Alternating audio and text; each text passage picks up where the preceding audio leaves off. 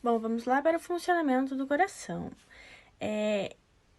Aqui a gente começa pelos átrios e os ventrílocos. Eles se dividem em dois lados, o lado esquerdo e o lado direito. O átrio esquerdo e o ventríloco direito. E aqui do lado direito temos o átrio direito e o ventríloco direito. O sangue ele vai chegar pelo átrio direito e aí ele vai chegar pelas veias conectadas, que são as veias cavas, a veia cava superior e a veia cava inferior. E é pelo ventríloco direito. Então, ele é levado aqui até os pulmões pela artéria pulmonar, que é essa roxa aqui, e ele faz a pequena circulação. E daí, pelas veias pulmonar, ele vai até o átrio esquerdo, e depois ele desce pro ventríloco esquerdo. E nessa última cavidade, o sangue ele é impulsionado para sair pela artéria aorta, que é esta vermelha aqui.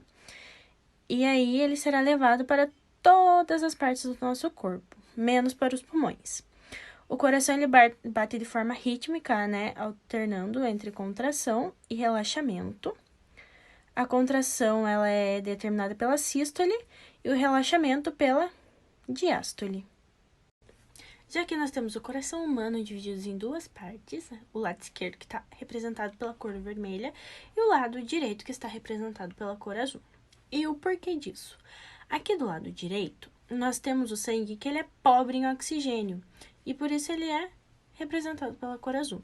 Já no lado esquerdo, nós temos o sangue que ele é rico em oxigênio, e por isso ele é representado pela cor vermelha.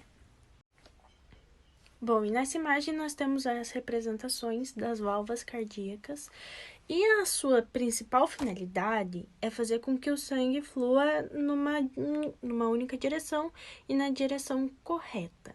E essas são as válvulas do sistema cardiovascular. Bom, já nessa representação eu vou falar para vocês o que é cada parte do sistema respiratório humano. Aqui o número 1 é a traqueia. Já o número 2 aqui são os brônquios. O número 3 são os bronquíolos. O número 4 aqui é o pulmão. E aqui o número 5, bem aqui no canto, eles são os alvéolos. E aqui eu vou falar um pouco sobre a hematose. Ela é um processo de trocas gasosas que ocorre nos capilares sanguíneos dos alvéolos, tá? E dos alvéolos pulmonares, né? E através da difusão de gases oxigênio e do dióxido de carbono. E aqui tem uma exemplificação de como isso acontece. Aqui é o dióxido de carbono, o oxigênio, o vermelhinho, e as trocas gasosas acontecendo. Daí aqui vem da artéria pulmonar até a veia pulmonar, com as trocas gasosas. Ficamos horas e horas em frente à tela do computador, do celular, caixas eletrônicos, TV, GPS, fazendo mal para nossos olhos. A tecnologia leva as pessoas ao isolamento, a privá-las da interação física e real. Em vez de fazermos atividade física, temos nosso tempo livre, ficamos horas da nossa vida nas redes sociais, que tão pouco ajuda. Curvados com a cabeça para baixo, olhando para o celular, causando dores na coluna. Na saúde, na educação, informações como quando vai chegar a vacina, quais são os elementos que formam a vacina, como ela é feita, as Smart Cities, que são cidades que investem em recursos para promover o bem-estar social entre os moradores da região, novos passatempos, contatos com pessoas de todo mundo, melhor desempenho no trabalho, na escola, compartilhando informações com forma fácil, rápida e baixo custo.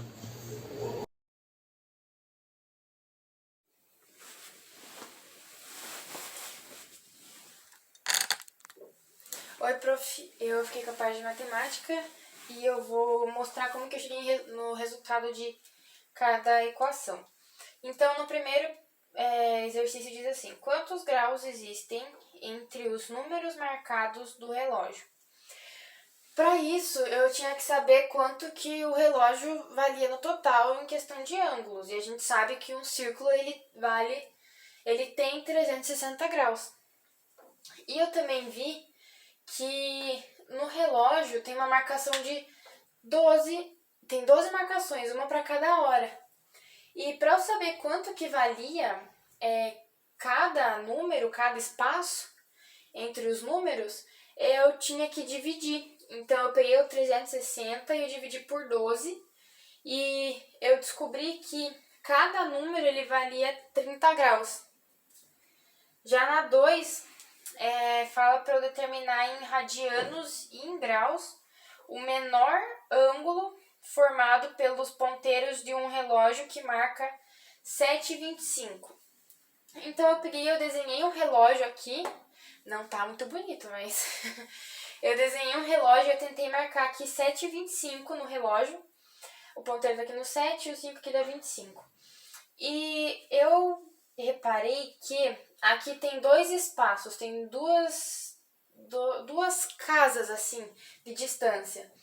E como eu sei que um espaço vale 30, então dois espaços, consequentemente, vale 60, porque eu somei 30 mais 30. E daí eu descobri que, como a gente está somando 30 graus com mais 30 graus, dá 60. Então, o menor ângulo vai ser 60 graus. E em radianos, para transformar isso em radianos, a gente vai ter que fazer uma regra de 3. Então, π vai valer sempre 180 e o x a gente vai colocar que vale 60. Aí a gente faz 180x é igual a 60π. Aí faz x igual a 60 sobre 180, daí corta os zeros. E depois simplifica por 6. E eu cheguei ao resultado que é π sobre 3 em radianos.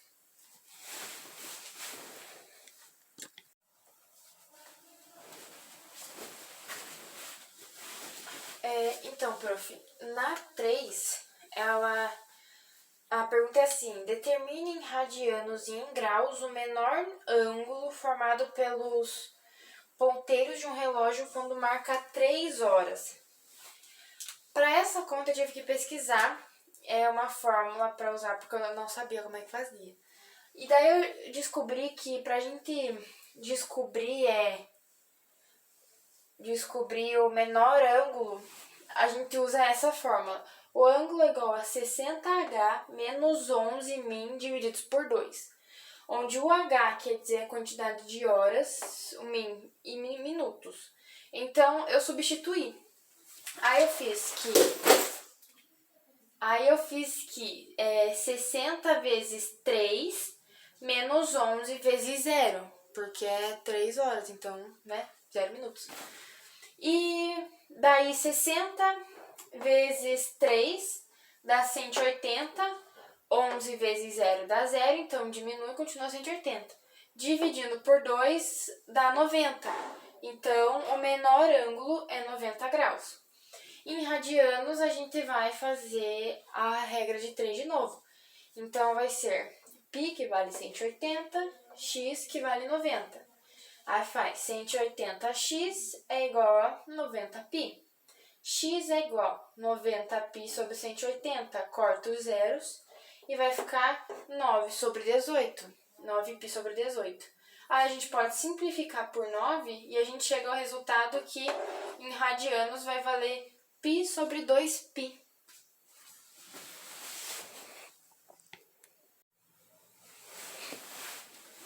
Tá, então na 4 tá pedindo pra gente determinar em radianos e em graus o menor ângulo formado pelos ponteiros de um relógio que marca 2 horas e 40. Então, para isso eu tive que desenhar um relógio, eu tentei representar aqui 2h40. E daí o que eu vi? Eu usei a mesma lógica da questão 2.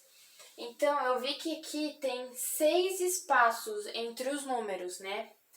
Então, como cada espaço vale 30, eu multipliquei o 30 por 6 e daí eu descobri que 2 horas e 40 minutos equivale a 180 graus. E aí eu fiz a regra de 3, né, básico. Aí fica π 180, x 180.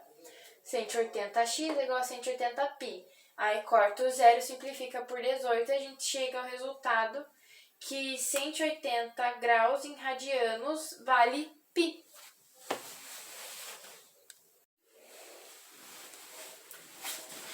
E por fim, a gente tem a questão 5, que diz pra gente calcular quantos graus varre o ponteiro de minutos de um relógio durante 45 minutos. Então aí eu reparei que o relógio, todo mundo sabe que tem 12 marcações, uma para cada hora. E daí eu fiz as contas e tem 60 marcações para minutos. E daí, o que eu fiz? Eu peguei o 360 graus e dividi por 60 pelas marcações por minutos. E deu 6. O que esse 6 significa? 6 graus, né? Então, o que a gente faz? A gente faz que o ângulo é igual a 45. Esse 45 é dos 45 minutos. Então, eu faço ângulo é igual a 45 vezes o 6 e vai dar 270 graus. Ou seja, o relógio ele vai passar por 270 graus. Tipo, depois de 45 minutos, o ângulo ele vai ser de 270 graus. Acho que deu pra entender. Mas é isso, eu acho que deu tudo certo. Na química, há nomenclaturas e fórmulas. A partir da nomenclatura, dá para colocar uma fórmula, como nesse exemplo. Pentanol, que vira essa fórmula. E também dá para ser ao contrário, que nessa fórmula vira 2-metilhexanal. Oi, prof. Eu e a Ana fizemos a parte do jogo e a parte de física. E a gente pegou esse tabuleiro aqui, que é um tabuleiro que eu peguei pela escola, que você mesmo me deu. E eu falei, nossa, a gente já tem um tabuleiro, vamos reutilizar ele, porque você disse que estava jogando há muito tempo no colégio, eu falei, vamos reutilizar ele. Então, a gente se inspirou no jogo Show do Milhão, que é do Silvio Santos, ele é um tipo de quiz. Então a gente se inspirou nisso porque a gente acha que o quiz é mais certo pra gente decorar. E a gente acha que ia decorar mais fácil o ondulatório se a gente fizesse esse tipo de jogo. Então as regras do jogo são essas. Obedeça as cartas, são a primeira regra. 2. Jogue com 3 ou mais amigos. 3. Não quebre o tabuleiro, pelo amor de Deus. 4. A resposta a cada pergunta dispõe de um tempo máximo de 30 segundos. 5. Não é possível parar o tempo de resposta, eliminar opções de resposta ou trocar de pergunta. 6. Em caso de empate no fim do tabuleiro, todas as perguntas serão direcionadas para as 2 pessoas, vence o mais rápido. Tenho como jogar. 1. Escolha um jogador para o tabuleiro. 2. Escolha a carta e responda a pergunta. 3. Quando empatar, será refeita todas as perguntas dos jogadores que empataram, o mais rápido ganha. Ui, calma aí. Eu não tive muita habilidade com a tesoura pra fazer elas. Então elas estão meio tortinhas, mas estão muito boas, dá pra entender. A gente fez tudo no Canva, essa parte, imprimimos numa gráfica. Gráfica não, numa lan house. Aí as cartas. Então, tem 30 cartas e as perguntas. São 30 perguntas. Por exemplo, como anular uma corda? Se acertou, ande uma casa. E tem, por exemplo, outras que vai aumentando o número de casas que você pode pular. Tem de 1 até 5 casas durante as perguntas que você vai poder pular, se acertar a pergunta. E também tem cartas... Peraí, deixa eu achar uma porque a gente embaralhou tudo isso aqui pra jogar. Tá, tem cartas que não tem nenhum tipo de pergunta. Você só vai falar assim, nossa, que sorte, pule uma casa. Ou, nossa, que má sorte, volte 10 casas. Porque o tabuleiro é bem grande, então a gente ia fazer várias perguntas. E a gente fez 20 perguntas no total. E foi isso. A gente teve a inspiração. Foi um jogo muito bom, porque ajudou a gente a melhorar o conteúdo. E jogamos em equipe e foi muito bom. Aí aqui no tabuleiro, a pessoa começa aqui no início e dá a volta em tudo. Se conseguir, chega até aqui. E sim, existe um vencedor. Esse vencedor ganha só aprendizado, né? E tá tudo bem, tá ótimo assim. E foi isso, prof. A gente se esforçou bastante pra fazer. Foi um jogo bem divertido. As regras funcionaram muito bem. A gente se estressou muitas vezes no jogo. E por isso que tem a regra não quebra o tabuleiro. Que a gente resolveu fazer depois de jogar em equipe. E a gente resolveu tudo junto e foi muito bom. Agora a Ana vai ler cada pergunta pra você, que ela elaborou as perguntas e eu fiz a confecção do jogo. Aqui nós temos algumas perguntas de física e a primeira delas é o que são ondas. Bom, ondas são perturbações que se propagam de um meio para o outro através de um material ou vácuo. A outra é, qual o fenômeno ondulatório que ocorre em uma corda? Bom, esse fenômeno é unidimensional e a gente coloca duas cordas juntas para saber como ele é, e aquela que fizer menos velocidade é menos densa. A gente aluna uma onda colocando duas cordas juntas do mesmo tamanho, na mesma velocidade, só que inversamente. Existem 7 tipos de fenômenos ondulatórios, que é reflexão, refração, polarização, dispersão, difração, interferência e ressonância. 5. Bom, esse fenômeno ele é explicado pelos diferentes meios de propagação da luz. Bom, o tipo de onda da luz ela é eletromagnética visível e ela é formada por um campo magnético e elétrico. Bom, os quais tipos de onda temos? Unidimensional, bidimensional e tridimensional. A unidimensional é um exemplo da onda em corda. A bidimensional é um exemplo de uma gota caindo no lago. E a tridimensional, ela se propaga em todas as direções possíveis. Bom, a 8, uma onda eletromagnética transversal, é quando ela vibra na mesma direção que ela se propaga. A diferença entre uma onda eletromagnética e mecânica é que uma eletromagnética ela se propaga em meio material, tipo em água, e a mecânica ela pode se propagar em um vácuo, como no espaço, num rádio ou micro-ondas. Para calcular o comprimento da onda tem uma fórmula, que é o comprimento da onda igual a velocidade divididos pela frequência. A 11. Quais são as ondas mecânicas? Que nem eu já falei, a onda mecânica do mar pode ser sonora ou sísmica, elas viram ondas no meio das partículas no meio ambiente. Bom, a maioria das ondas da água, elas se formam a partir do sopro do vento na superfície. 13. Qual tipo de onda não se propaga no vácuo? As mecânicas, elas precisam do meio material para poder se propagar. 14. As bidimensionais. 15. O que uma onda transporta? Bom, em geral, ela transporta energia, mas não transporta matéria. Qual a classificação das ondas quanto à dimensão? Bom, tem a unidimensional e bidimensional. Elas se propagam em 2 dimensões. O que são ondas longitudinais? Bom, são ondas que, paralelamente, as vibrações delas se juntam e acompanham o movimento que elas se propagam. Um exemplo disso são as ondas sonoras. Como eu já dei um exemplo do mar nas ondas mecânicas, é isso. As ondas do mar são mecânicas, porque a água é o meio material que ela se propaga. Bom, as ondas mistas, elas possuem vibrações longitudinais e transversais. E a 20. Todo tipo de onda não transporta matéria, ela se propaga transportando energia de um